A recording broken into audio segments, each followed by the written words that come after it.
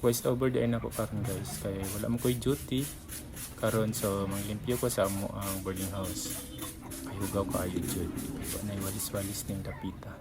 Kain mga kay tan-awon kung hugaw ang palibot.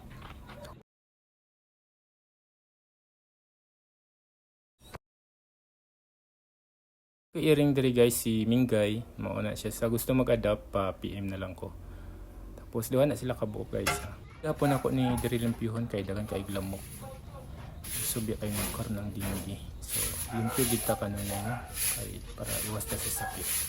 So ako na lang nagi-fast forward kay para dali ang video kay siyempre po expert mag-edit guys. Ang kanindot diri sa among boarding house is tig 1.5 lang ang room. Dako na siya, so kung duha mo ka buok pwede gid mo diri mag-board. So dito mo sa place is akong boardmate ka workmate